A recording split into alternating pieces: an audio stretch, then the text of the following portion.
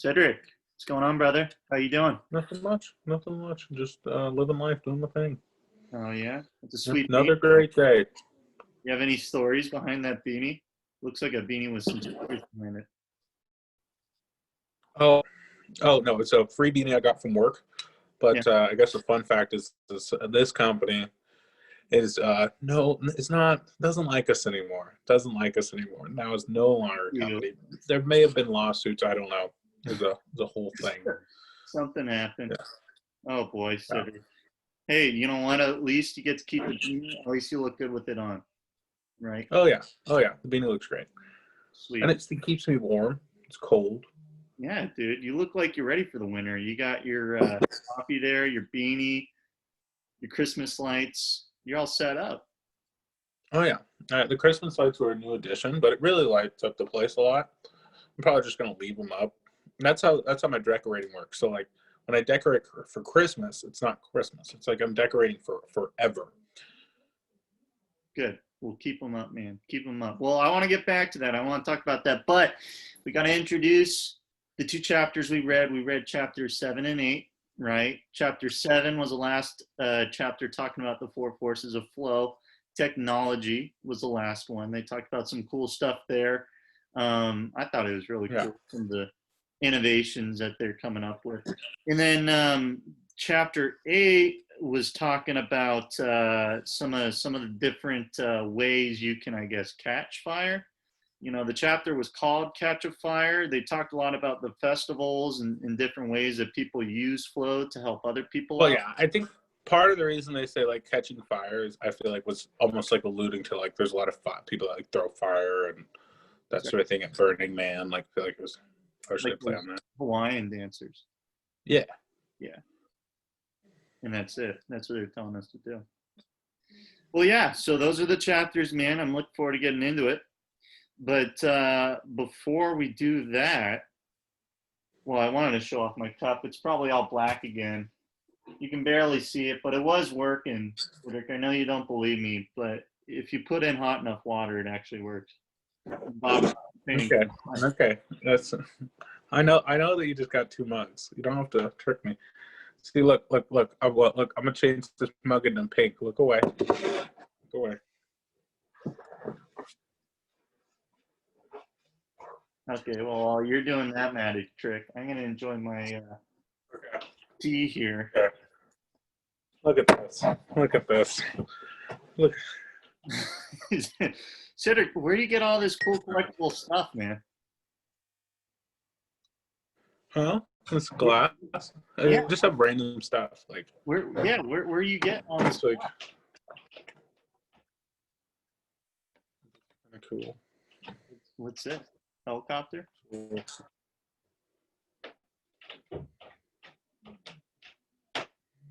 You gotta say something, otherwise it's probably still on my screen. People probably can't see the helicopter. Huh? Oh, I gotta say stuff.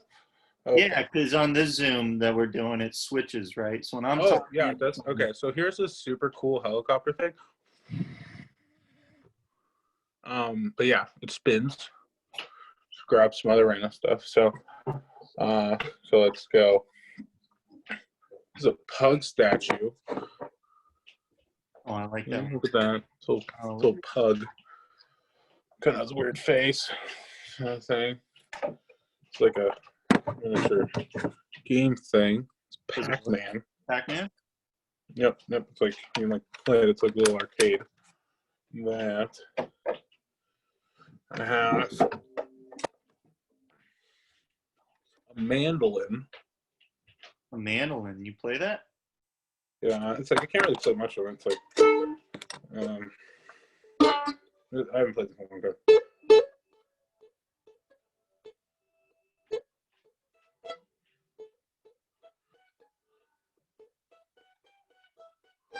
I can't even remember. I can't remember. I used to play like one thing on this, but that was weird. That might have been a little too high pitched for Zoom because it got real quiet when you were playing it. Yep, doing it again.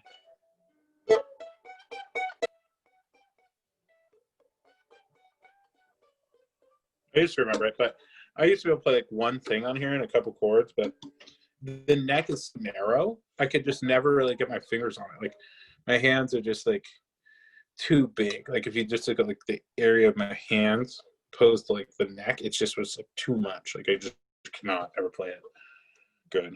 And it was just so difficult. That's the other thing. So this instrument's just so hard to play Well, it's got because the style is like all pick. Yeah, and you play like super fast, so it's like.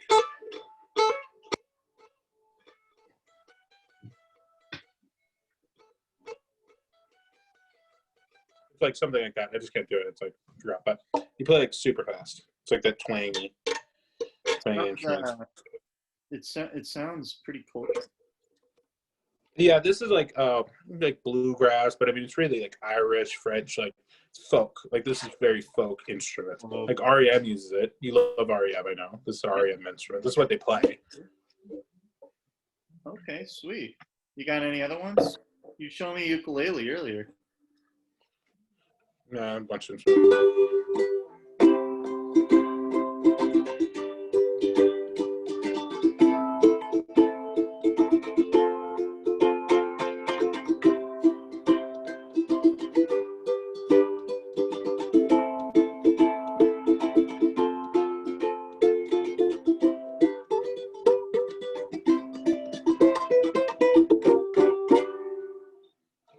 That's sweet. That's pretty So, sweet. yeah, there's other random stuff, but that's kind of the highlights of the random things around my chair. I like pulling out the instruments on camera just because like I feel like people don't realize that. Like I've been on even like work calls and like like pull something out. They're like, what? Like, Well, you have an instrument? no, like on like say a work call. Yeah. Like, I might talk about something or mention something, or it'd be like a break and my camera might be on. I'm just sitting there like playing, like I'm just like whatever. And then someone will mention like, oh, what? And then, or I like pull out an instrument every once in a while. Sometimes it's come up a couple times, I guess, when I've been talking to people. And then like I sit in this chair a lot and like all the stuff's right here. So people are just like, what? And let's pull out an instrument. And I can pull out something else. And like there's other stuff's in the other corner, but. I like it, dude. I got my pine cone that I. Oh, and you didn't get either of them. What do you mean I didn't get? Dude, I got you remember they said I had to like microwave it so it killed any bugs that were in there. Yeah. So I microwaved it and smells pretty good. Smells pretty Christmassy. I like it. I think it's a pretty cool pine cone, man. I don't usually like see pine cones and say, "Hey, I gotta get that." But this one was really like calling for me, you know. I agree. It was definitely meant to be your pine cone. Okay, add a little apple juice to this. So let's get into the chapters, man. I want to talk about technology. When I read that, I thought that was something that you'd probably like. No, yeah, I thought it was good. I think a lot of this book is partially reaffirming things I already feel. Yeah. Like for me, I was very much in this like camp of like altered states and like trying to get like, I mean, whether you call it the zone flow, whatever, and like and like no real negative feeling towards any of the psychedelics and people doing Burning Man and like understanding that there's a way to grow from that. So I guess more for me, it's just like reaffirming some of that and then like putting it in different phrases or adding examples to it. So yeah, no, I liked it. And then I thought the one that really got me was the artist one when they were talking about like that game that he had or whatever that the guy had made where it like puts you in this like alternate state, or the goal is to put you in like an alternate state and like kind of let go, because I feel like that was something I had never really thought about. But that's like really what you're searching for a lot of times when people do some of this stuff, is like just to feel like they're not in what they're currently in. Yeah, you mean the Nintendo guy? Yeah, that was pretty cool because he was he what did they call him? They said he was a digital shaman. He would take like cultural art, almost mystical, kind of religious art, and he'd pretty much project it onto the Eiffel Tower or the Statue of Liberty, and he put out all these cultural landmarks. And what was interesting was that, they were saying that there was that big group of people who started coming out and saying he was like, the seed of all evil, and he's trying to show Illuminati is speaking through his artwork and all that stuff, which I think kind of illuminates what the authors are talking about with this flow. I don't think, obviously, that guy intended for his artwork to make people think that he's like a Illuminati guy. I think he just thought, hey, you know what? I really express myself when I create this art, and I would hope everyone would enjoy it too, because I can pretty much show this anywhere I want, with the projectors, I guess. But it must have some kind of power over people. It must be so powerful, and it triggers that flow state a little bit, I guess, in people. I don't know if I'd call it a flow state, maybe more. It's like transcendental, I guess. Is that what it would be? What's like trans-inducing, whatever that would be? Yeah, that's a good word. Yeah, I'd say it was trans-inducing. I mean, the people didn't even know what was happening to them, but they looked at it and made them feel some kind of way. Yeah, I think there's some of that like in it. But I mean, even in like the idea of a trance, I don't think that that's necessarily totally bad. Even if you're just in like something, it's like still in an alternate headspace where you could have potentially different ideas. Too. So I guess that's not bad. Because I got the elites really. Because I guess we don't want to jump on like the Burning Man part. So what some of the stuff I wrote. I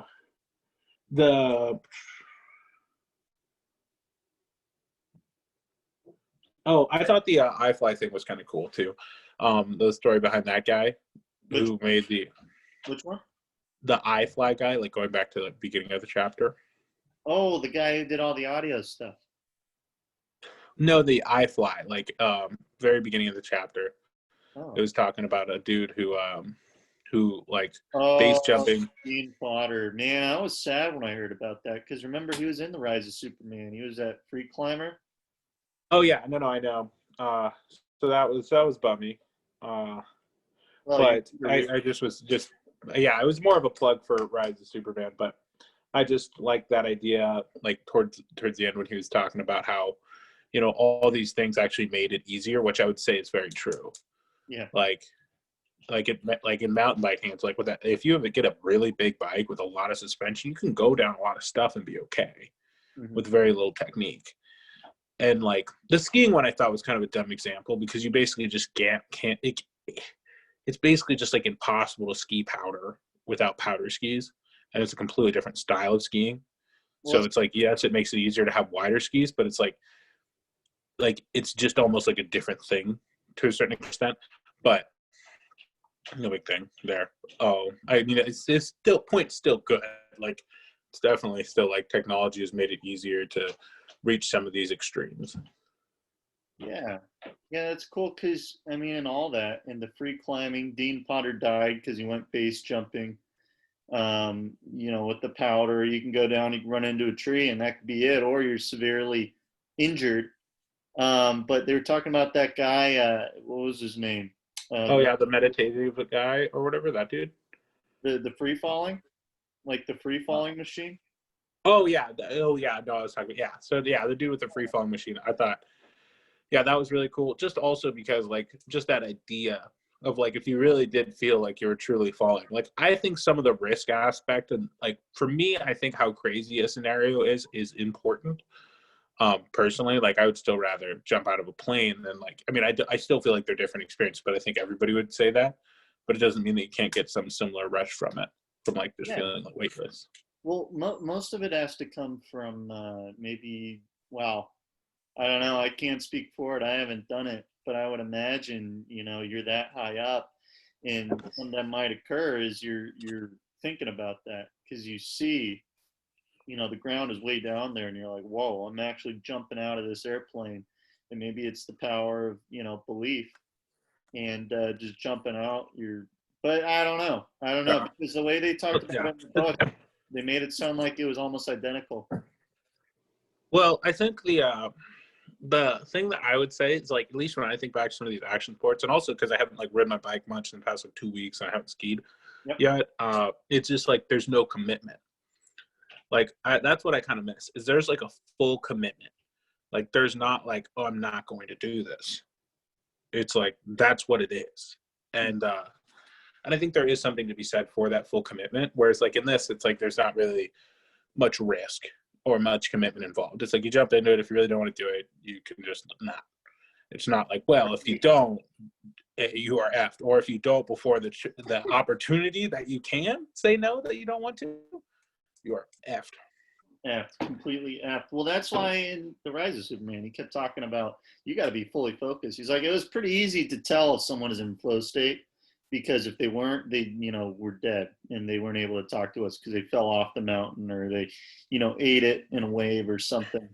So, but that's a good point. That's a good point, because he was talking about risk, right? At least mostly in The Rise of Superman, and how risk is a huge part of what gets people into these states. So if there's no risk involved, then how can this technology really be doing that? Should we believe them at their word, or is this something we got to experience ourselves? Oh, well, I would say, like, I mean, I don't. Do you know what, like, I guess we'll kind of jump to their swing thing, like when they were talking about their, like, swing they made. Oh, yeah, the swing that, like, goes in circles. Yeah, kind of jump to that. So basically, they made a swing. It's like, think like a swing you'd have in, like, when you're a kid, but way bigger, like, rigid, not on, like, chains. Yeah. And there's a bunch of lights, and they play loud music, and then you just turn the thing. I've like seen other articles on that. Like I remember, I thought it was really cool when they actually brought it up. I was like, oh yeah, I've seen that before. Like I've already heard about that. Oh, you've seen? Where'd you see that? Yeah, I'd never. just like in the news. I saw a Yeah. video on their like website. Where'd you see that? Oh, I think it was in something else. Like I can't even remember now. I read articles every single day, and so, but I had already like read about that. Yeah. About like that thing specifically, and so I was like, oh, that's cool. Kind of coming back around. But I mean, I think the way they have it set up is it's part of it also has to be the perception of risk too. Perception. Yeah, because it's like, like if you would be fine, like there's that commitment. So who knows, like if they can somehow, I mean, I just think that's kind of an important integral part to it. Because if you always know you can get out, then you're not necessarily focused because you don't need to be. Yeah, because you're not going to die. Or at least there's a lot less, percentage. Like you jump out of an airplane, if you forgot your thing, you're going to get in a flow state right away, mostly because you're in a screwed situation. So your body's going to go into this flow state. Or you jump out and you feel it anyway. I would hope you have a, backpack. I'd hope you have a pack when you jump out of an airplane. They say you can do that, Cedric. You can jump out of an airplane without a parachute. You can only do it once.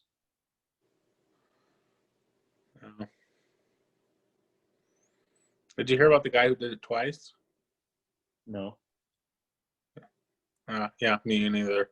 Oh, you know what? No, I take that back. No, there have been people that have. That was a good add-on to the joke. But I take back what I said, because I have seen there are people who do it. They like jump out and they set up these huge nets, right? And the net will, I don't know what the physics of it is, the material strength. Well, it just would slow them down. I mean, the whole goal is just to slow you down. All it has to do is just have you impact it, absorb just have it be able to take a lot. Like, because if you impact it, even if you impact it fast, as long as it moves with you, there's probably I don't know enough about like how it would work, but there's probably, I feel like there's definitely some equation that's just like an elastic force about like, and then the force you'd impact it and all that kind of stuff. Dude, you gotta be some kind of crazy to jump out and test that. Be the first man to ever test that net out of an airplane. Ooh, okay. So side story here. There was a woman in like, it was like the 70s or something, and she was like a humanitarian worker or something like that, and she was flying on a plane to like some spot in Brazil, and they're flying over the Amazon rainforest, and then the plane crashes, and this lady was the only survivor. She had like a broken arm, like a broken leg or something, massive lacerations, all jacked up. And she like landed. What are you doing? I don't know. It's just loud up there. Someone breaking into your place? No, it's some dude upstairs. Oh, tell him I said hi. Yeah. Yeah. But so basically, yeah, but lady's down. She's down for the count like first like 3 days, like just totally passed out. And then she wakes up. She had broken her glasses. She could barely see. And she just like takes off her thing and then just kind of sits there for like a day or two and like survives off some candy she had for like about 2 days. Wow. And then after 2 days, she doesn't find any other survivors. No one comes to save her ass. So she goes and follows the river.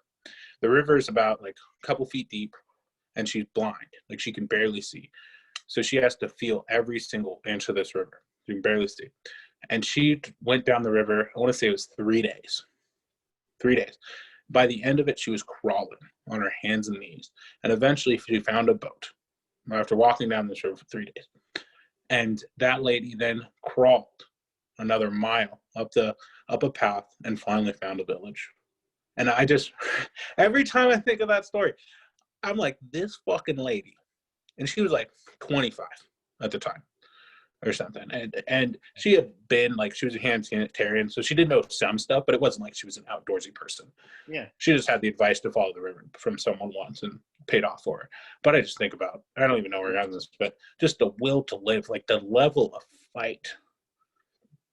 I think it might have been a little longer than that total in the jungle, but it was like, dude, that's pretty incredible. Where'd you hear that story? This is a true story? yeah, it's a true story. I don't know. I look up like interesting stories like that. I would have to like look into it a little bit more, but yeah. Well, if someone can accomplish that, what are we complaining for? Why do we? Oh yeah. My Wi-Fi, Oh, yeah. Or say work's getting tough. We really don't have that much to complain about, man. People accomplish things like that. That's pretty incredible. Oh yeah. Survived the whole time. Can't see. Barely walk. Because remember, she also was like had multiple broken limbs. Dude, she had some. She had to persevere through some stuff. That sounds pretty intense. Yeah, she just did not give up. Just, and it is crazy what you can accomplish when like that just never even entered your thought. Like, will I die? Nope. That's not fucking happening. You're good. Power of the mind, man. That's so big. That's probably the whole point of this book. Is well, part of it.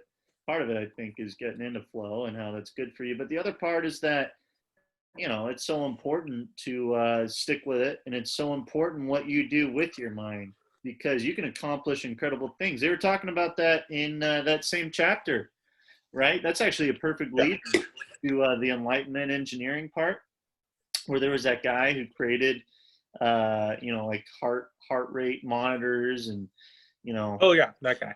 stuff to help. That one was interesting. I thought that was cool because it talked about how he like did all this stuff. Great experience, but then it didn't work. It was like, no, that didn't help. It didn't work. What do you mean it didn't work, dude? He said it worked. Well, it's not that it didn't work. It's just more like I thought that was like a real point too, because it's like even if you go to these places and do all these things, it doesn't mean that it's necessarily that easy to recreate it in your like where you live. Yeah. And for him to figure out whatever his way was to accomplish that, I think is really the point. It's like, I mean, yeah, it's like to say that you can do this thing, but also to say it's like, well, even if you can't reach, even though like, yes, it may not be easy, there's some way for you to reach it yourself outside of some of these more optimal environments. Yeah. So when you say that, are you talking about when he went off to try to find himself? Because he got all the money in the world, he got whatever he wanted, and he's like, you know what? I'm not fulfilled. I'm going to go into the jungle. I'm going to go check out these foreign cultures, but he didn't find anything. And then, you know what it kind of made me think of? When they said he went into the California desert for like a week and meditated for a week. Kind of interesting connection, but you remember in the Bible The story of Jesus. Jesus went into the desert for like 3 weeks, and it was just him against Satan. And he had to fight temptation, and that's how he overcame temptation. They said he went to the desert and did all that. That Yeah. sounds awfully familiar, awfully similar, these two stories, don't you think? Because I mean, what was Yeah. the ultimate thing that he found when he was in that desert? I mean, I don't know. I can't remember. You know what I got in religion class? My What? 1 year in Catholic school. 1 year. Got a C minus both semesters. Barely passed. Well, so you passed.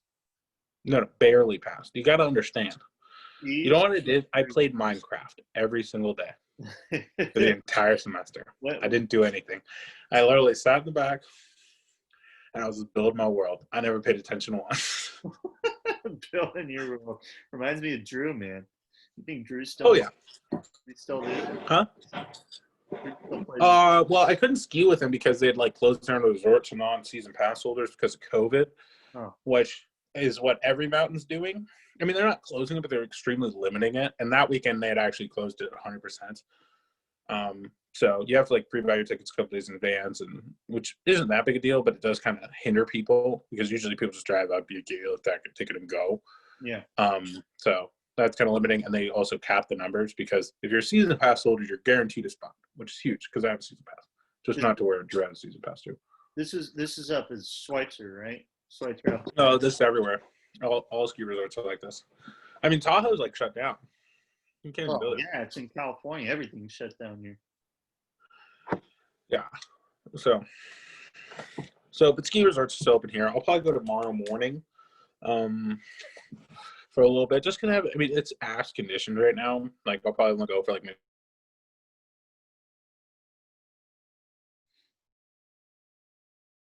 Cedric, where'd you go? No, oh, Heather was calling me. I can probably go for like 2 hours, but Yeah.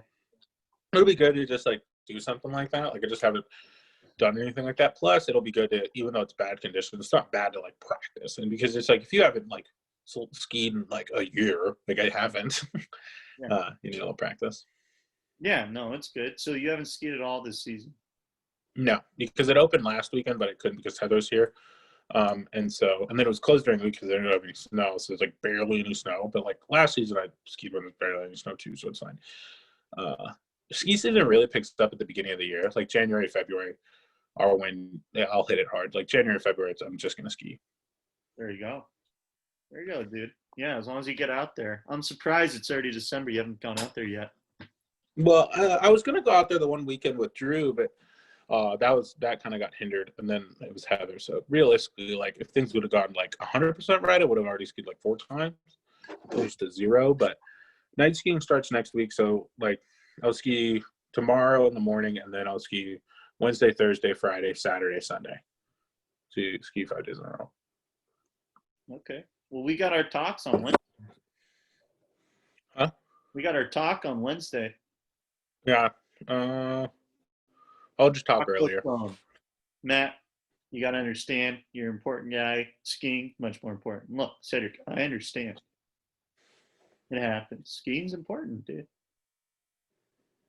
Do you want to talk at like 5 in the morning? 5 in the morning. You know what? I want to be against that. I mean, I'm up at 4 anyway. Yeah, I'm not quite up there. I wake up at like 5, but Be I real- like how most people probably hear these things about because we're both actively choosing to do this. Like it's not like I could wake up probably like 6 and 7 most days. Yeah. But like I do think it's funny. Like other people are just like it's just I can't even fathom like waking up at 8 o'clock.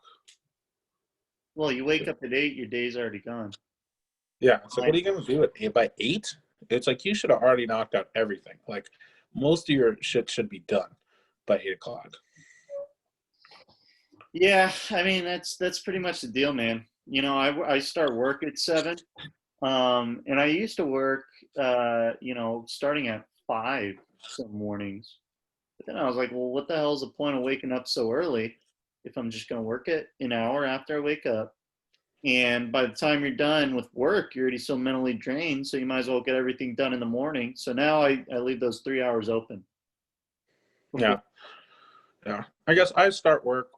I mean, it's like a whatever. Yeah. Like, it's very different. So it's like, I mean, I start work. Like, people might call me at like 5. Like I remember once my boss called me at like 4:30. I didn't pick up because it was fucking 4:30. I did call him back at 5. I was up, but I was like, I'm not calling you back because it's 4:30. Yeah. So I called him back at 5 because obviously he won't get mad at me for being up at 5 because we do start stuff very early. So and his ass is at work at 5:30 like every day or 6. So it's like if I'm up at 5, like he won't be mad. He'll be like, all right, this guy's up early, even though it like doesn't matter. Like, but that's like the earliest time he's ever called me. And I was like, and it was like for something I just didn't do. I was like, no, I can't help. Sorry, I don't want to help. I'll have something figured out by the time you get up for work. Yeah, I do the same thing, man. You get a bunch of calls, you're like, look, I need some time to myself. Or you know who's calling, they're asking something of you. You got to put it off a little bit, until you're ready and you've collected yourself. Mine's a lot more like, you got to do it. It's like, it's more picking and choosing what you want to take on to a certain extent. Like, and trying not to, like, issues that like people like I have and other people is like taking on a lot because it's like I'll like want to be helpful and be like, oh, do this, do that, other thing, and then you like let stuff slip through the cracks. Yeah. There's a lot of opportunities to like take on more responsibility if you want it. Like if you want to go do something, like that's very much like you can just do it. Like you can just start your own initiative, and it's a thing. Do what? What are these things you can do? Choose to do? Like anything. So it's like, so say it's like I wanted to like we have a bathroom cleaning service. I wanted to make a video about the bathroom cleaning service. I asked my boss if I could use in a half a day making it like, a good chunk of the work day, making a video about it. And he was like, yeah, if you want to, just like stuff like that. It's like, no, just go do it. All right. Like no big thing. Yeah. It's like other things. It's like, I could just be like, oh, like I wanted to get competitive intel on how much, because like people buy stuff from certain stores. And I wanted to figure out exactly how much it costs, so that I could tell them, hey, this is actually see how much you're going to save. So like stuff like that. It's like I told him, he's like, oh, sweet, yeah. It's like it's greenlit to, spend work time working on it. It must be nice being able to do what you want when you want to do it. It's a life of a salesman, huh? Well, I mean, it still sucks. It's like it was 30 degrees. I parked my car in a shopping center, knocked on 30 different people's doors, and I booked one appointment. So it's like I do feel good about the appointment though. So it's like whatever. That's just marketing, right? I mean, you got to hit a bunch. The more you send out percentage, statistically, you're going to get a small amount of people responding anyway, because they're just going to see it as you're impeding on their day and what they want to do. Oh yeah, I mean, yeah, and plus too, it's just like hard. Like it's like hard to stay on for that long because just like no, for the person. And if I get in front of someone, I'm pretty convincing. So it's like it's not that big a deal. Like I feel like I do a pretty good job. Like I usually close most things unless it just doesn't make sense. So what are those situations when it doesn't make sense? If they're getting it from someone else, they're extremely happy and they're way less than me. They way less than you? Yeah, that's cost. Like their cost is less. And then that's pretty much the only reason. It's mostly cost. Everything else I've been able to overcome. Like, and I have solutions for. Like that. It's usually just cost. Okay. Yeah, it's like this one lady. It's like I know if I like the one opponent, like if I could bump her deal down by like $10 or something, and I would also add a bunch of other products as well. Then like she'd probably sign up. But I mean, I don't know if I can do that. So worst case scenario, she'll sign up for all the bathroom products. So Cedric, what's the secret? What's the secret to selling? If you said you're a very successful salesman, Whatever. Magicians, do they? Are you allowed? I just said that I was terrible. I said I knocked like 30. I mean, 30 is kind of much. It was probably but you close. but so when you are, you said you close, and that's the important thing. because a lot of people will go to 30 and then they get that one or two, people that pick up their message and they're like, okay, I'll hear you out. And then they just, completely shit the bed because. Well, yeah. I mean, I guess it is weird to ask, like, because it's like I go in, talk to this lady for a few minutes, and then I schedule time for the following week to go and talk to her for like an hour about the whole thing. But yeah, I mean, I don't know. I'm not very good, but I would say what I always think is it's like too dumb to quit is kind of what I always think about it. Like, you just got to be too dumb. Like, you have such a short memory. Like, you don't even care. You just don't. Like, you just, oh, cool, sweet. Here's my business card. Call someone. Call me if you need it. It's just too dumb to quit. It's like you just don't even care. Because I think there's a certain amount. If you're just like too dumb, like it's like you just don't care, and then it's like this air of just confidence kind of happens. Because it works. It really does. But you just go out and talk to people about it, and you'll find someone. So there's no flow methods. Nothing from these books to read. Well, I mean, what I do for myself is kind of similar to like some of the things I like doing when I like ride my bike. Is it's like, I mean, I guess if you want to go from a flow standpoint, so like when I do this, my new thing, I used to just kind of drive around the spots. My new thing is it's like I find a spot where I can just park, and like literally go every single one, go down in an area, and I don't go far. Like, I mean, I think like when I did this, I walked like a mile. And we're not like door-to-door sales. That's not actually what my job is. But there's something about just me. Like, there's like my little bag that has like a couple things in it, a bunch of business cards in a pocket, and a cold, and I'm just walking.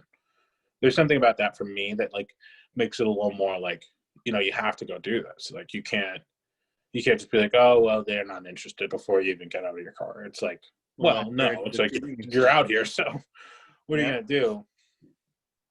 Yeah, then you've already defeated yourself. And goes power of belief, man, power of the mind. I mean, if that woman thought, you know what, I'm just gonna give up, I'm gonna die, the one in the Amazon, right? She'd be dead. But she didn't say that. She said, you know what, I'm gonna go and I'm gonna make it to safety. And you know what? You use it in sales, man. I feel like that should work too. Oh yeah. I mean, but the biggest thing is trying to stay positive. But yeah, the me being just out there like that usually helps me just kind of walk stuff away, because you really just walk everything off because you're walking to the next place anyway. So it's just like, okay, whatever. Yeah, and usually too, you're just like some receptionist is rude to you, and like they make it out like you're just some like the scourge of the earth, and you're just like, all right, lady, like you would rather have my job than yours. So because like I just go out, joke with people, and it's funny. Oh, I remember there's one lady. I walked in, so chatting with her, and she was like, "Oh, I'm not interested." I didn't say anything to her yet, and I was like, just kind of just stood there, looked at her for a second. I was like, "What makes you say that?"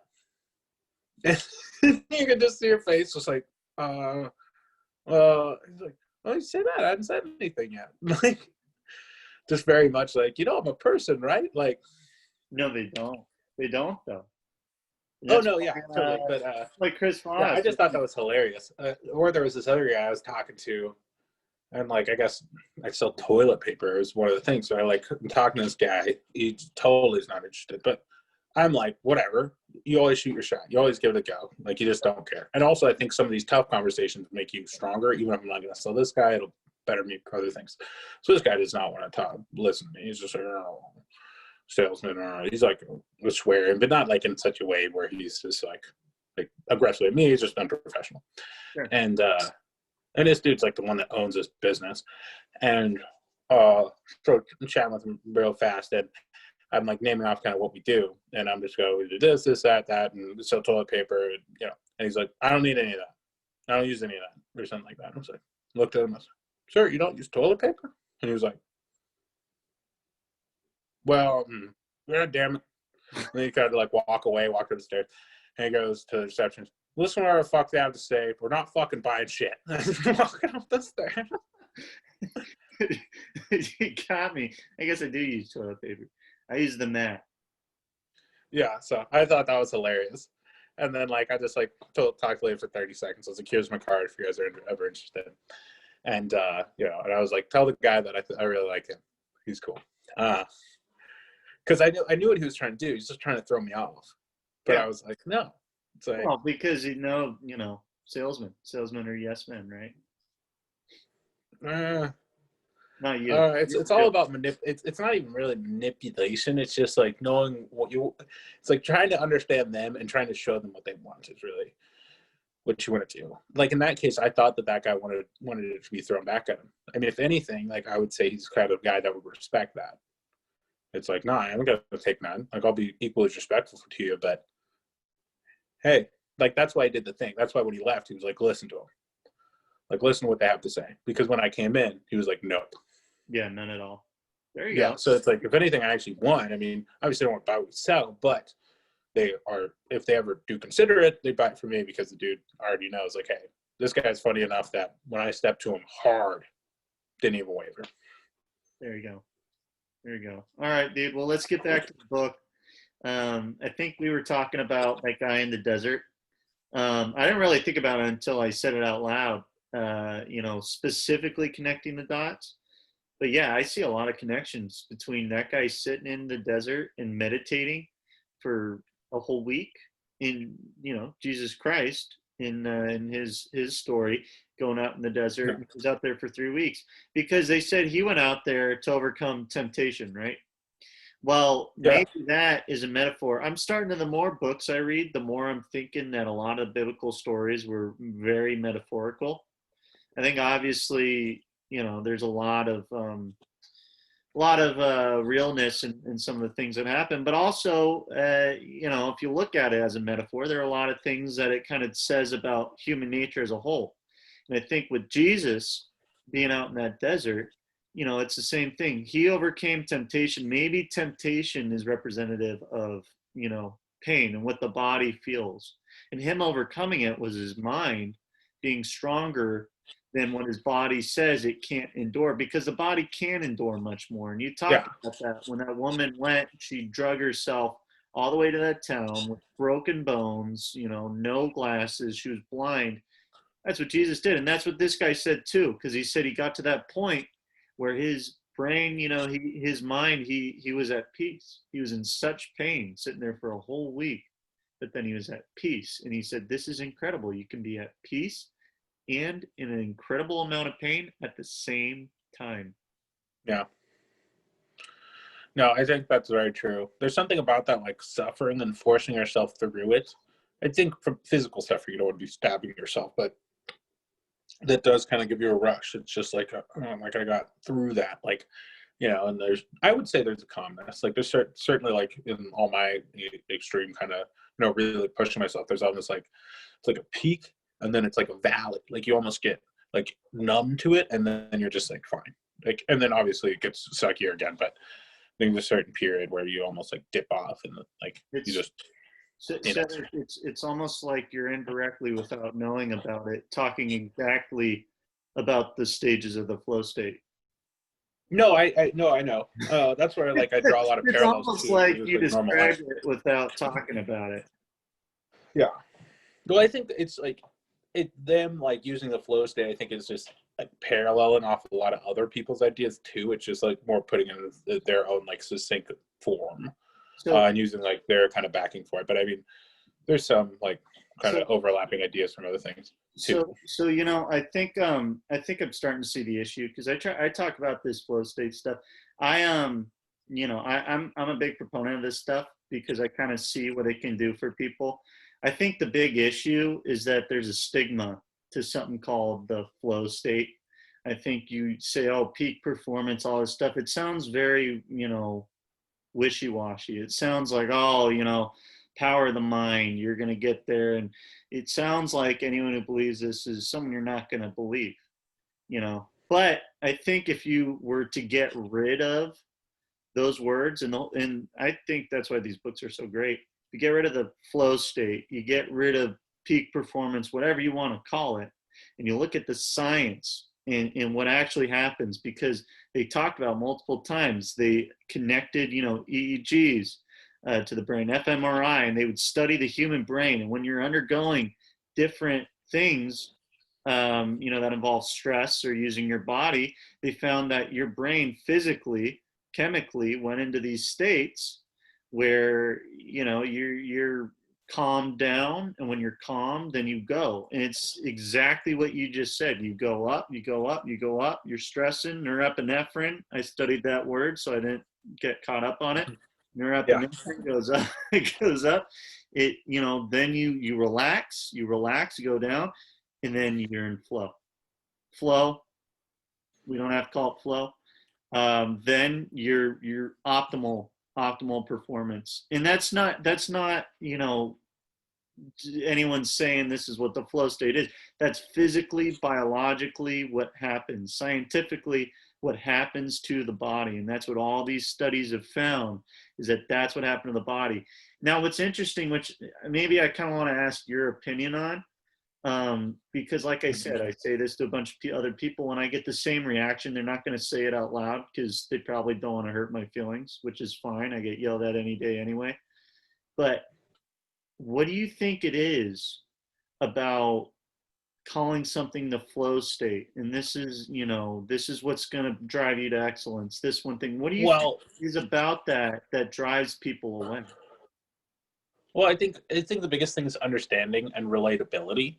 Like if you say something that someone doesn't understand, then they're just going to basically just write it off, or they're going to put it towards other things that they do understand, and like either it sounds like you're a druggie or it sounds like you're trying to push them in some MLM they don't want to join. So I think that's probably the biggest issue. If you talk about like when they say peak performance, like, oh, okay, well that's something, it's like that's something I can get my head around. So, and not to say that you can't talk like the flow state, but in anything, it's like you need to approach someone to the term that they understand and center around what they understand, and then you can gradually kind of move them into like what the reality is.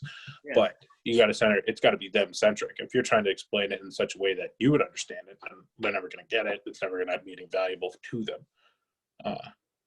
That's a good point. So how do you, there's how many billion people in the world? 7.4 billion. Is it even possible to? Well, really, it's like anything else. It's basic sales understanding, like sales or anything, or just being persuasive. It's you ask a couple questions, you try to get them in a hole. So if I was going to try to convince something of doing this, I would be like, "Have you ever thought about like peak performance before?" And then see what their answer is. Oh wow, blah blah. What are your thoughts about that? Blah blah blah. Oh wow, that's awesome. Have you ever heard about this? Oh no, have. Oh wow. Okay.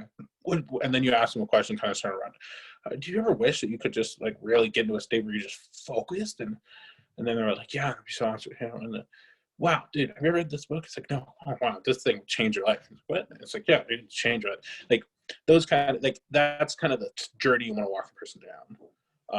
But it's like anything else. Like it's just a process of asking the right questions, getting you to understand them, and you presenting it in such a way that they understand it, that provides value to them, and then you take it off from there. Yeah, that actually leads into another concept that I've thought quite a bit about. You look at the current state of the world today, the current political state of the United States, of what's going on in the rest of the world, etc. There's a lot of wars, there's a lot of fighting, there's a lot of polarization, and you kind of sit there and you're like, is it possible to stop any of this? Is it possible to stop this? And the big answer, without going into it, is no. I don't think it's possible to do it right here, right now. I don't know if one single person can do it.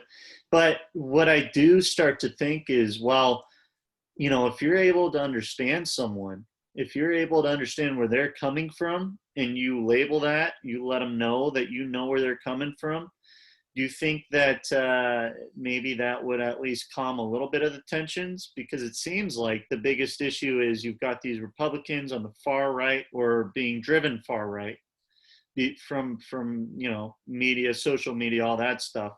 The way I see it is that the media and social media, the things that are telling us what to do and what to believe, I think they're driving us apart. You see the people who are being driven far right, you see the people who are driven far left, and they're pulled so far apart that they're like, well, this doesn't make sense what this guy's saying. Was he an idiot? He's not seeing anything that's going on in the news. And then you got this guy over here. Well, what the hell is this guy doing? He's an idiot. You know, he's not listening to what the news is saying, and they both say the same thing. And instead of coming together and saying, "Hey, man, where are you getting these ideas?" They're just saying, "Hey, fuck you, pal. You're an idiot. Hey, hey, Yeah. fuck you, pal. You're an idiot." You know, and it keeps going on Yeah. and on. Well, I mean, it's just they're not looking for understanding. I mean, I think for some reason people get very like up in arms about someone having a different opinion than you, which does not matter.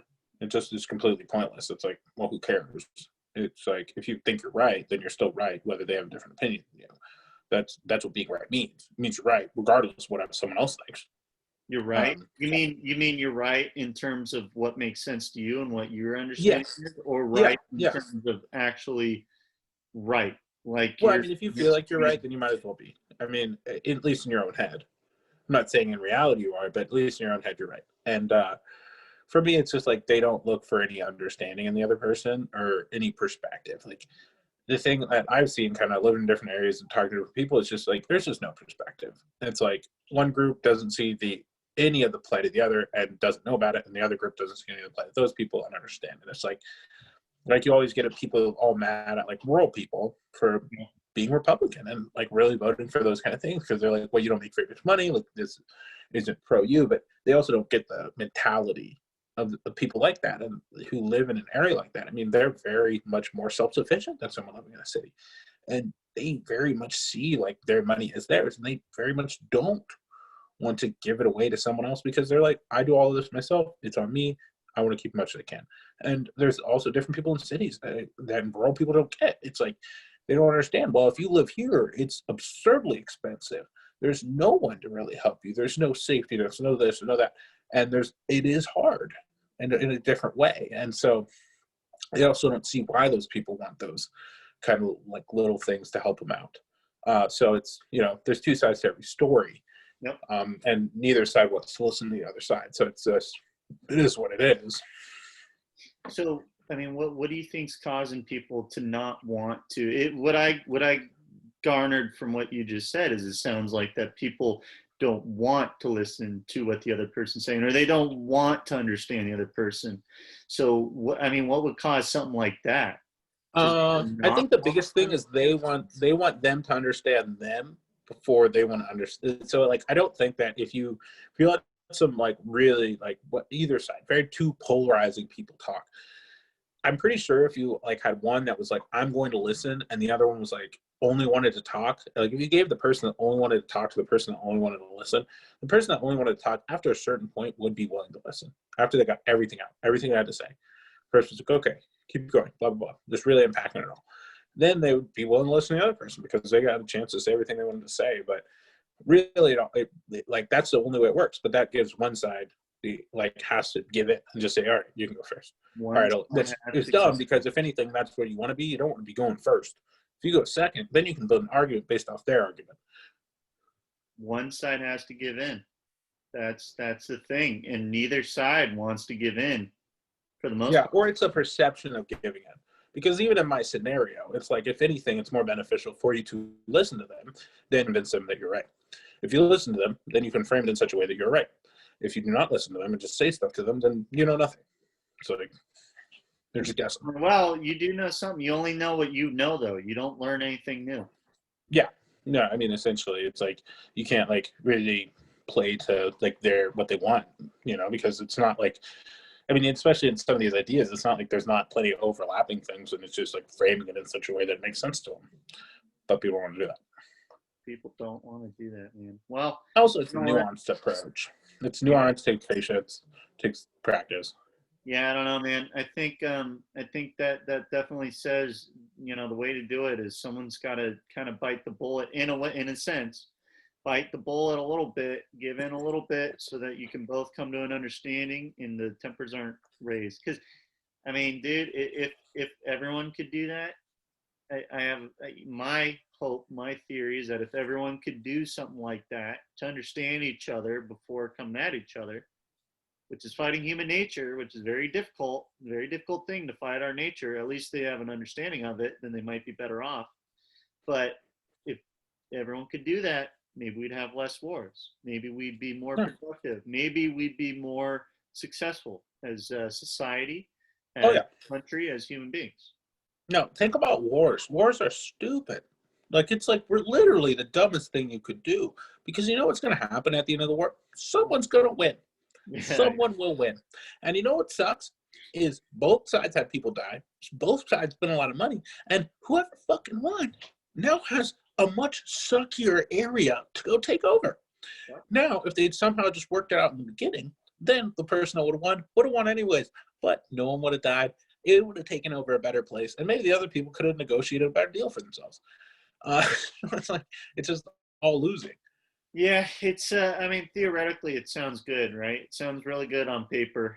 But you know, we're sitting in our rooms, not out in the middle, you know, middle of the war. So it's got to be tougher, man, when you're in that war. Emotions are Well, no, when I say that, it's more like trying to focus on more peace talks and things like that. It's yeah. like what is it, soft diplomacy or something?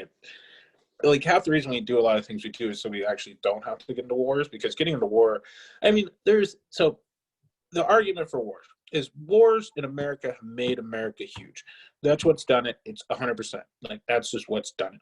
But the thing that people don't understand about that is it's only when other people and other places get into wars. Not here. They do not want homeland wars because the only reason that we make any money from this is so say World War II, everything's made in America. Everything. So there's all this money coming in from Britain, billions and billions of dollars. And you know what's leaving? A ship that's going to get blown up that we made profit on. And that, you know, money went to people, the whole thing. And so that's money coming in with goods leaving. And there's perishables and all this stuff. So just more and more money's coming in with no money leaving. And that's what made America World War One, World War II, because they're both fought in Europe and all the goods were made in America. And so that's So it's like if the opposite was true, it would suck. Like we'd lose a bunch of money. huh. Kind of like what's going on because nothing's made in America anymore right now. Well, I mean, so it's like weird. My opinion on that is you don't. So the reason why that stuff was also it's kind of getting late too, but just because I was going to talk to Heather tonight, but so my argument really on that is you don't want to produce like like low quality stuff. Like you want to. So what we were producing then were ships, bullets, aircraft, like all that sort of stuff, and like certain agricultural shops that were being shipped out of the country, which all that stuff is still true today. What we don't do is some of the base level manufacturing, which is low paid, low skilled, not necessarily where you want to put your money if you're trying to build an economy or build a country. You want to, really you want it in like tech jobs, in skilled manufacturing, things like that, because that's what brings in more money. And in theory, your whole goal is to get as many people as you can in those kind of industries so that you're creating more wealth. Like you go to say Liechtenstein. Liechtenstein literally has one of the highest, GDPs or whatever, because like obviously it's a small banking country, and they do a lot of banking, and that's high pay. But they also like specialize specifically in dental equipment, high-end dental equipment. That's what they do. And if you buy anything as a dentist it's high-end, it's from Liechtenstein, which is a city basically. But like they were able to carve out the niche that makes more money for everybody, and it leads to higher skilled workers. Like it's going to be very hard for you to find a broke person job there because they don't have those. They don't do that kind of work. But if you go to a place where that's all they do, then you only have broke people. But, so obviously it's like a balancing act, but you want more skilled labor. So I'm not 100% opposed to that. It's just more like farming out stuff that isn't important and makes more sense to do in other countries is fair. Like I talked to Bose or whatever, and the lady was from the Philippines I was talking to. And I mean, really, I think that makes sense. It's like, what are we going to pay him here? What? Minimum wage to do that job? $1 or $2 more? It's like, why? If we could put a skilled job in there and the person's making even more money, I'd much rather do that. So. Very interesting. Yeah, but what happens though when everyone's in the skill jobs? When everyone's in the tech jobs and no one's in the fields, no one's farming. Well, you're not saying that you're not farming. It's just saying that like there's a heavier emphasis put on those types of jobs. Because the other thing in America, opposed to some of the other countries, is the number of people it takes to make, say, a pound of something is substantially less. You can have a farm that has 20 employees and they can bring in millions and millions of pounds of food. And there's like 20 people that work for them. Whereas you might go over to a place like, say, China, and they're using maybe 200-300 people to do the same amount of work. Maybe that's kind of a lot, but maybe like 100 or something. So Efficiency is what we want. huh? So we're getting efficiency. We want efficiency, and that's what's Well, making us there's ill. just like, it's more about what jobs you want people to pick up. So farming and certain things are becoming more automated.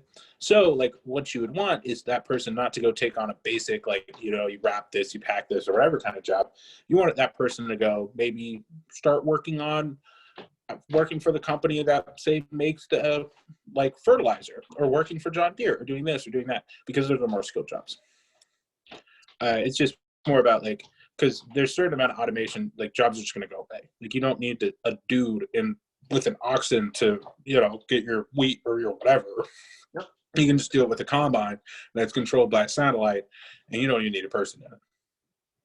Yeah, So it's like, you know what? I mean, for all these farmers, for all these people who go, hunting and all that stuff. I mean, I don't know, man. I saw an article recently.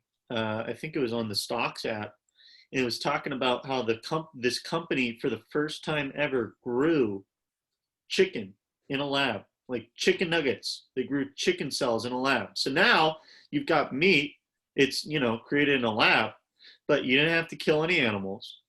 And I don't know if it tastes like it. Obviously, I haven't tried it, but I think they're yeah. working to, obviously get them in grocery stores and stuff. So, I mean, if stuff like that happens, and you're not, you don't have people who have to go out there and hunt or kill, animals that they raise on a farm, etc. What's going to happen? I mean, Oh, then well, there'll be no animals. We'll just kill them all. Like, that's the other thing, is we're not going to somehow keep any of those cows. You know what's going to happen to those cows? We're going to kill all of them. We're going to kill 100% of them, because if it now becomes cheaper to make artificial meat, there's going to be no more cows. There'll be no more chickens. There'll be no more pigs. It'll be like a pet. Like it's like a horse. Like it's a novelty. how are you so certain we're going to kill them? We're going to kill off the entire species? Oh, well, we wouldn't kill them, but I mean, I would say, so say like there's maybe 1 billion chickens. They would go down substantially, because all the chickens are used for food, and people aren't going to pay to keep these chickens alive. It costs them money, and that chicken's an investment. So they would, obviously the price of chickens are going to fall, so they would just sell the chickens off, whatever, and then they get into a different business, and there'd be no more chickens alive. Yeah, that makes sense. Yeah, it's that's what people don't understand about some of this. It's like all the PETA people. I mean, I guess PETA is a little different, but some of the animal rights people who are like, oh, don't eat beef. It's like, dude, there would be no cows. Cows would be just like a horse. Like, you don't see horses that often. Like, oh, someone has a backyard, one horse. But think you see miles of cows. That's how it would be.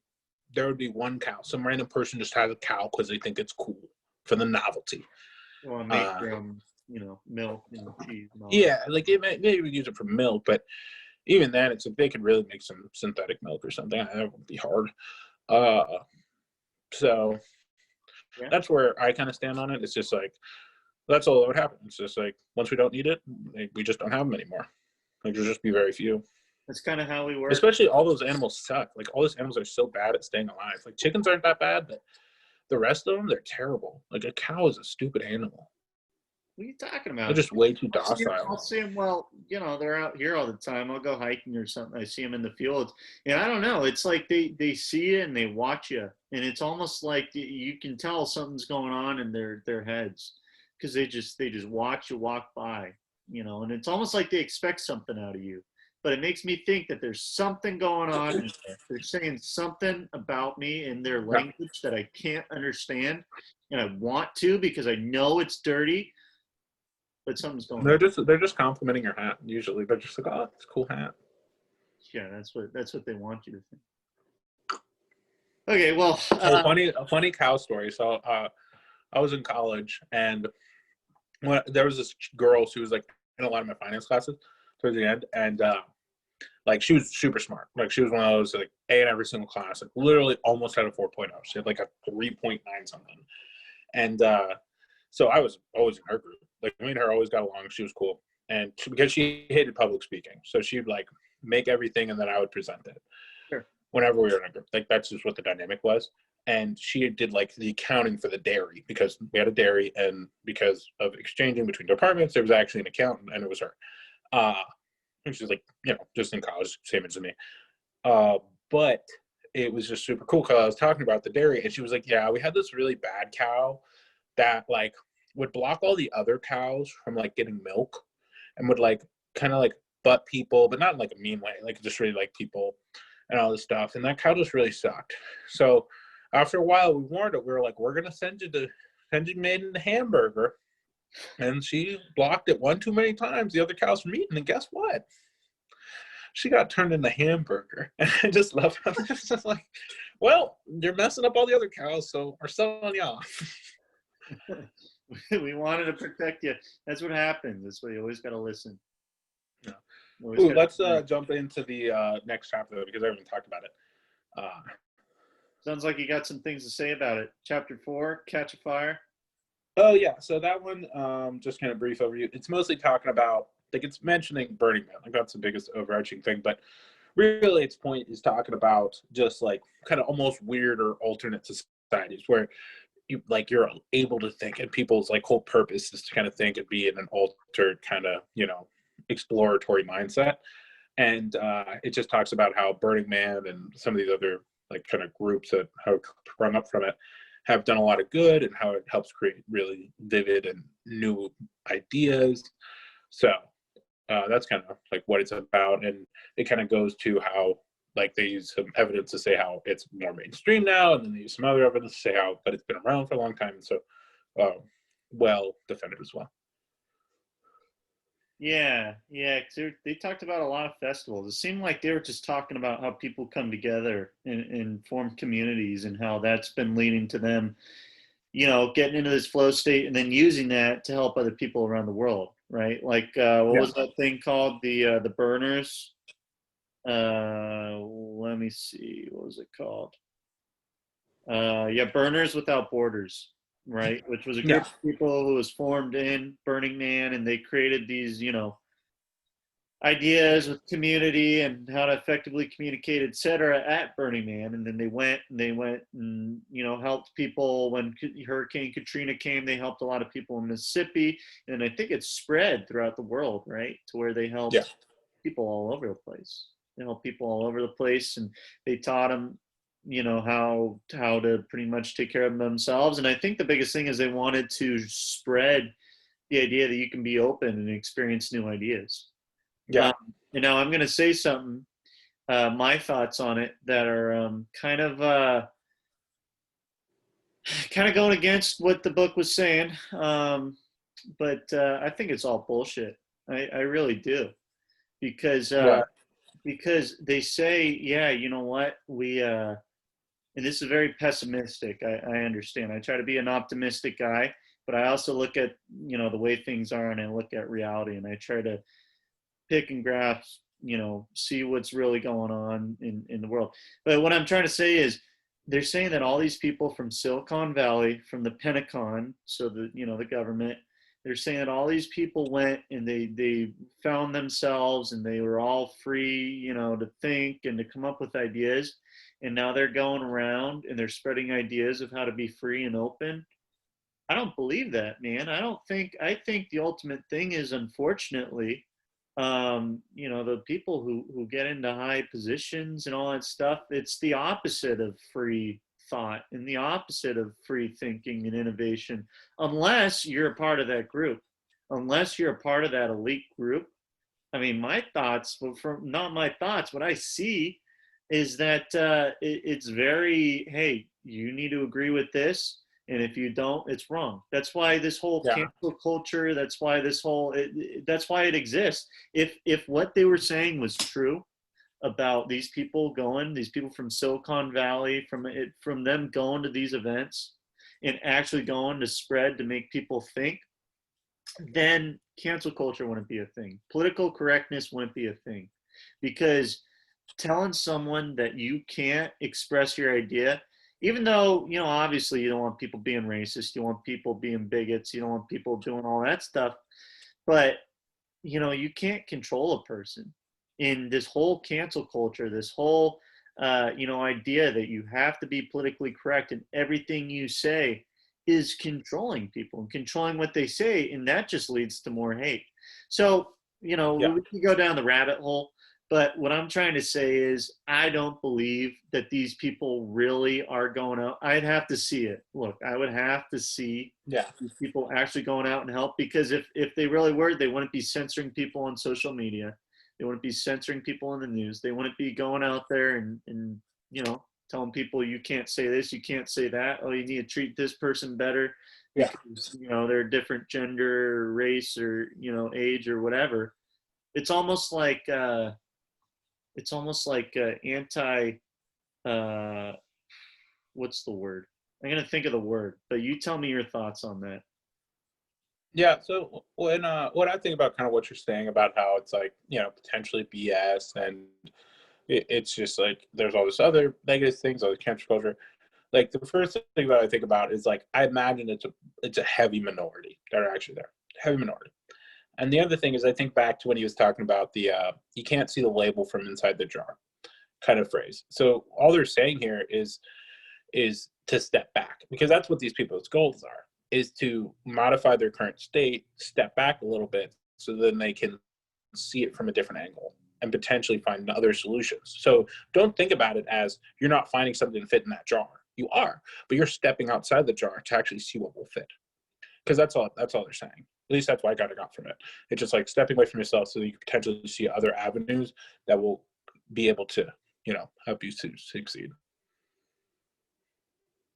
Yeah. So I Well, think a lot of the cancel culture stuff, if like people did that, they'd probably be like understand, because they would be able to step outside themselves and see, oh, okay. And the same thing with some of the what was the other one you said? Not cancel culture, what was it? political correctness. Yeah, political correctness. I mean, it would be the same. So if you're like on both sides, it would be like a slightly better understanding of someone just telling a joke. And then also an understanding of that's like actually hurt someone's feelings, because you step out of yourself, you stepping out of the jar and seeing, oh, that's what that is. Imagine you're an asshole and you step out of your asshole jar and you look on the side of it and it says asshole. Like you're like, man, maybe I'm an asshole. Or if you're like, you're just one of those like Karens of the world, step outside, just says Karen on the side. So Okay. at least that's what I think about when they say this. It's just like, hey, this is some way that other people use to step out. And I feel like they were just, I mean, it seemed like they kind of cherry picked. They cherry picked like two dudes. I imagine maybe some other people have two, but they only really reference like two people that went there. Yeah, I listen to what you're saying. That's a very open-minded understanding of it all. That's a very unbiased thought, which is probably the way it should be taken. I mean, the only way to make change is if it's positive and if it's optimistic, and it's only adding to the world. Anything that's taken away is not going to solve anything. It doesn't seem like from history taking things away from people is going to solve anything. When you're talking about the wars, one person wins, the other person loses, but what does the winner really get? They get a war-torn thing. So really everyone loses. When that happens, no one's happy. Yeah. But Oh, another thing on losing. Sorry, this is a side note. yeah. So, you know how it was really bad to be Jewish in World War II? Like, it was not a good thing. Like, So definitely really, really bad. So, after the Holocaust, so what Jewish people did when they were in Germany is they actually put all of their money into, Swiss banks. All the Jewish people put all their money. I mean, obviously there are a couple other countries too, but mostly Switzerland got all the money because they were neutral in the war. So it was a way that they weren't going to have all their money seized by the German government. So they put it all in Swiss banks. But after 2 million Jews died, because they did this before the Holocaust. So after 2 million Jews died, the Swiss government and all the Swiss banks were doing everything in their power to make sure none of the families got their money. No one. They were like, you need death certificates, you need this and that and the other thing.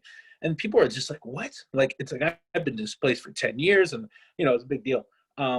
They ended up giving back all the money and paying reparations and stuff like decades later. But I just think about that as like, man, when I heard that, I was like, I didn't realize how much more it sucked to be a Jew. It's like, even after the World War II, then the Swiss are trying to steal all your money from you after all your family died. I was like, man, like they yeah, never teach you about that stuff.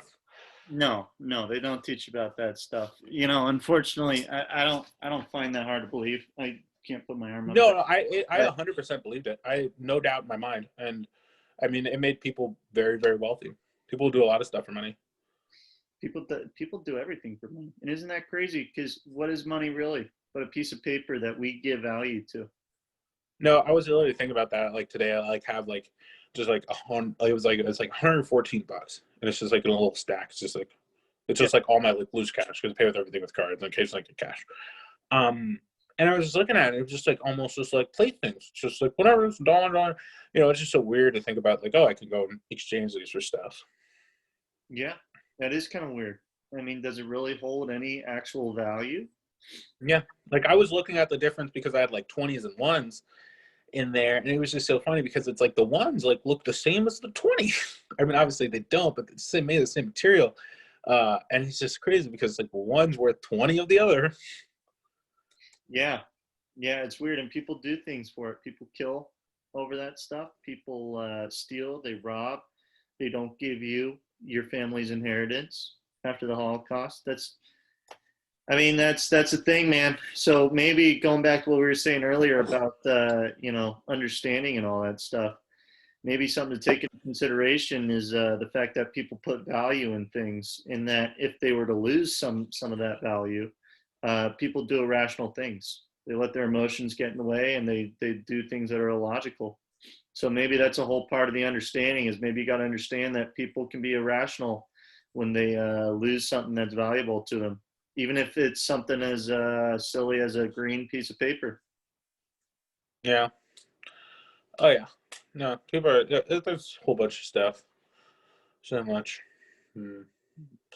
Well, anyway, Yeah, I mean, people just do crazy things for so many different reasons. so Cedric, I mean, what you said, yeah, are two different, you know, ways of seeing that.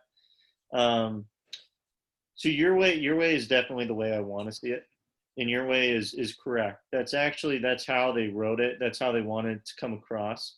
The way I read it, probably came out because I saw some of the stuff in the news. I got to stay out of the news. That stuff makes me not happy. But I mean, I think it's good that we got both sides of it, though. I think you need to see Yeah. both sides to see the full picture. Because yours, again, the whole point of them writing that chapter and writing about Burning Man and Necker and Summit and all the other stuff, the reason why they wrote about it is because they're saying, well, look at this. All these people are getting into flow. They're going to these communities and they're spreading it to the rest of the world. So this shows you that this flow state is fantastic, solving problems, bringing people together. Everyone's becoming open. But on the other hand, I think it's unfortunate that they used the people that they did in those chapters, because then if I sit back and I really think about it, well, the people that they're, aside from Elon Musk, I got to give it to Elon Musk, man. He's the one out there saying we'd be better if there were less lawyers and more engineers, more innovators, right? But Yeah. aside from him, you know, they use some people who, it's like, look, man, I don't see all these people, you know, in Silicon Valley and all these other areas. I don't really see them. Well, I don't know. I don't know. I don't know them Yeah. personally. I don't know, but it's tough to believe that someone that high who keeps doing things to make more money. You hear about what some of these companies do. You hear about all these antitrust lawsuits and the four big giants. Aside from Microsoft, we were talking about their stock. I like Microsoft. Um, you know, and it's kind of like, it sounds like there's a lot of censoring. It sounds like there's a lot of prohibiting of open and free speech and open thoughts and minds. So it's kind of Yeah. weird. It's almost, Yeah. I mean, it's really. I feel like it's one narrative and then one narrative framed in a certain way. yeah, It's like that they kind of don't like it. Like I'm not saying you couldn't share some of those ideas, but it's also about frame. Like when I talk about framing, it's like that's very big. It's like if you frame it in a way that someone else understands it, fine. If you frame it in a way that they don't, then they don't understand and they may perceive it in a negative way. Uh, so I think it's mostly that because I think a lot of the like that guy that got kicked out of Google years ago, that it was a big thing. It's like he could have potentially just written it probably a little different. Actually, that one was a little BS. Like some of those companies are a little crazy when it comes to some of that stuff. and a little bit like far, but I also think they pulled back some too. Like there's a little bit of pullback. I feel like it's starting to Yeah. recently. Like it's much more about like I don't know about that. Like, are you that happened 20 years ago? Like, what are you talking? You know, there's like much more pullback a little bit now, and people are much more understanding that everybody wasn't perfect, especially now that we're having such good records, like just absurdly good records. You said something 40 years ago. That would suck. That would really suck. It's like you have one conversation 40 years ago and someone takes out of context and it's like, you hate black people. It's like, no, I didn't. I was just like joking around. Like it was on Joe Rogan. I was drunk. Like, you know, the whole thing. And Didn't that yeah. happen to Martha Stewart? I don't think Martha was ever on Joe Rogan. She would be cool though. No. That happened. But they found she said something like way back in the day, and they're like, oh, well, did you see that she said this? And no, we gotta cancel it. That's not okay. Yeah, and it's like, who knows? I mean, I just don't know. Like, if you don't know these people, it's like you just can never really tell. And like some of these people that have really good personas, like they might be terrible. It's like Ellen supposedly sucks. Like I'm pretty sure Ellen sucks. Like I'm pretty sure Ellen's a terrible person. I've literally heard nothing good about Ellen. That she's like literally sucks. Like I mean, at least from like a working for Ellen standpoint. I think as a person she's probably chill. Like if she was like your friend or something, but it's just like some people are just not a good boss.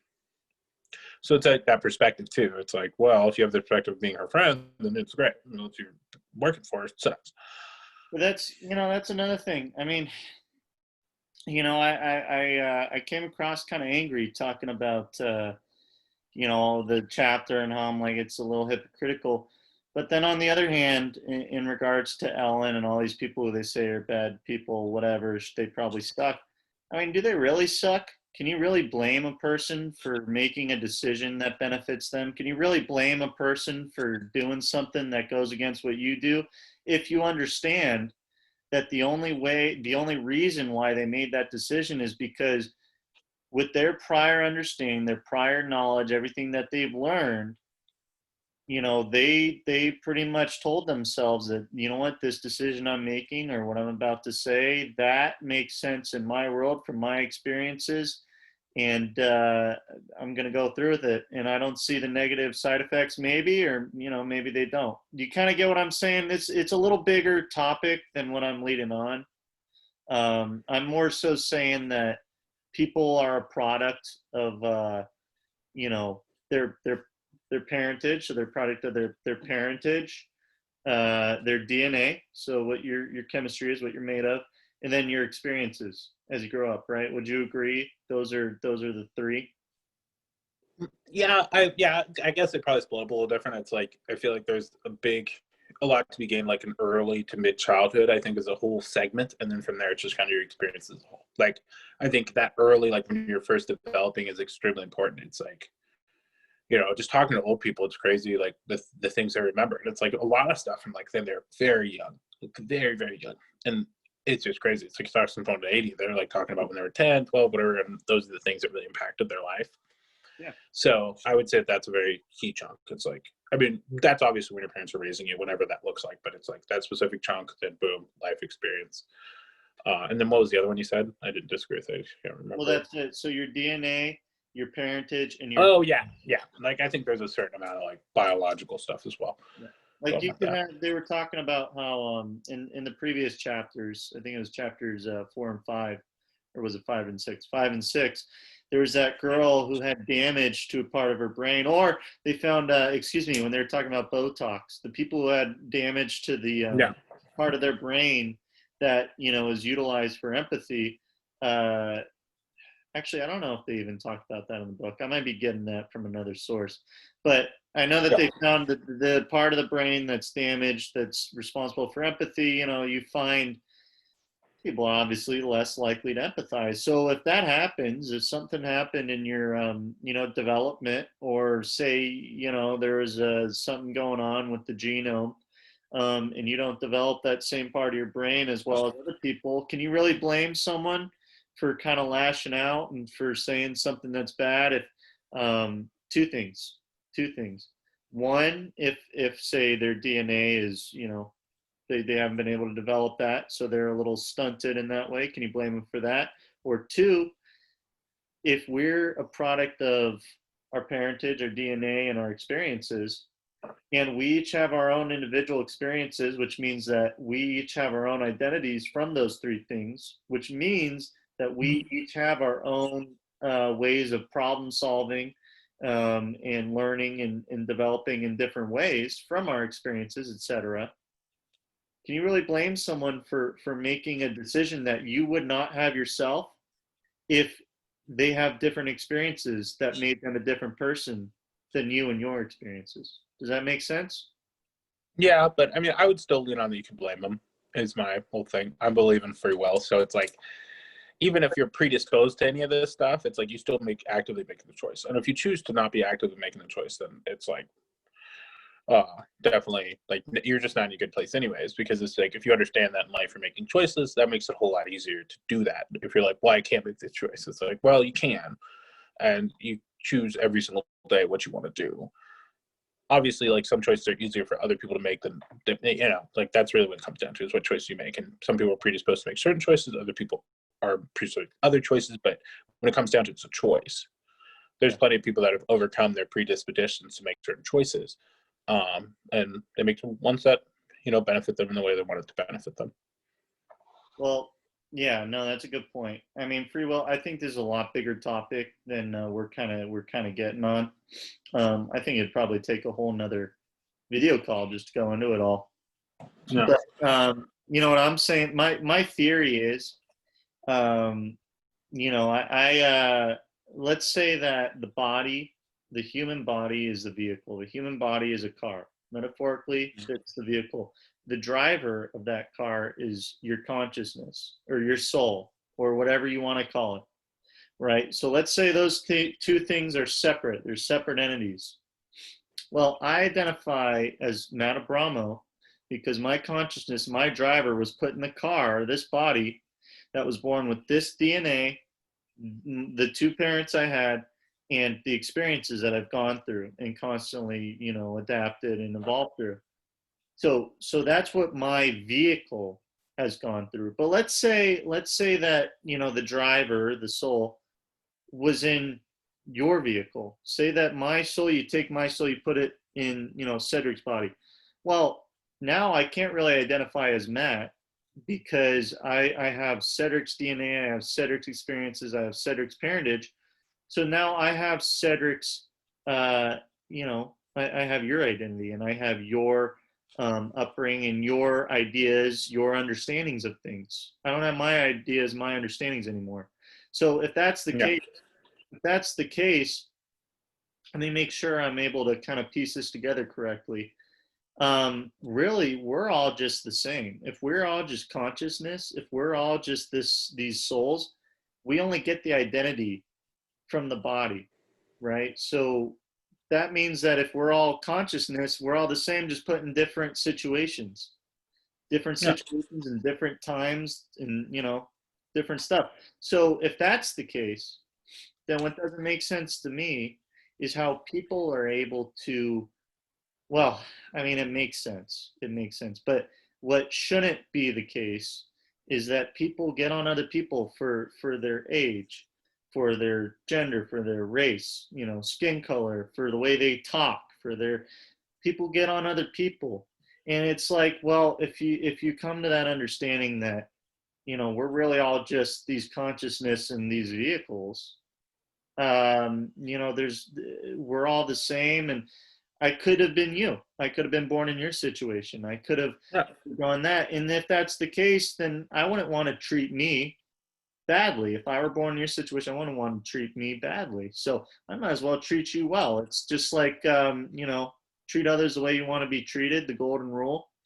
But the ultimate point, the ultimate reason why I'm saying all this is because, I mean, I've come to that understanding because I've thought about all that stuff and I've gone through enough experiences in my life to come to the understanding that it's possible we've got these drivers in these bodies. And if they're separate, then we're all the same.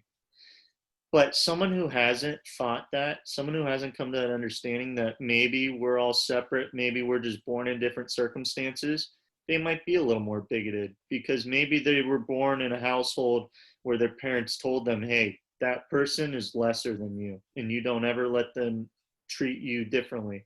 And, if that's the case, if they grew up like that, then you can't really blame that person, unless they come to the realization that it's bad and they still do it. That's an issue. I think you can blame a person if they come to the understanding you need to do good things and they still do bad things. That's not right. But if they haven't been told it's wrong, if they grew up knowing that what they're doing is okay and acceptable, then how can you blame them for doing that? I mean, I would say you can still blame it. It just comes from a place of understanding. It's just more understanding like what their plight is, same way as like they don't understand the other person's plight. But I mean, if you say a bunch of racist stuff and do a bunch of racist things, like that doesn't mean it's okay. But it could mean that you can at least understand it. Um, yeah, that's at least my feelings on it. It's definitely like, especially like because a lot of stuff is set like a lot of these kind of especially more racist things are said in like from a hateful standpoint, because when you look at it as like, oh well, you're better, that's not how they actually teach it. It's not necessarily you're better, like there is that too, but it's that person or that thing is actively hurting you, and it's hurting your life, and they're affecting you, and they're bad. That's what it really is, and that's why it creates that hate and that thing, because they're worried about it, because they see that as a threat to their livelihood, to their family. They're dangerous, whatever it is, to religion, it's whatever. And that's why they kind of don't like it.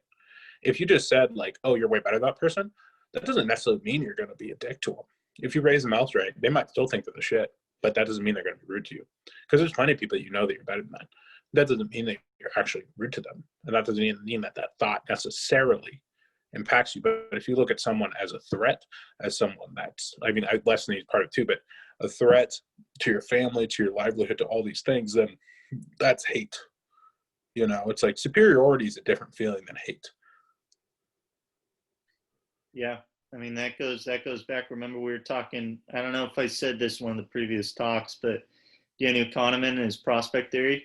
You remember Yeah. the reason why people take risks is if they're more likely to incur a loss.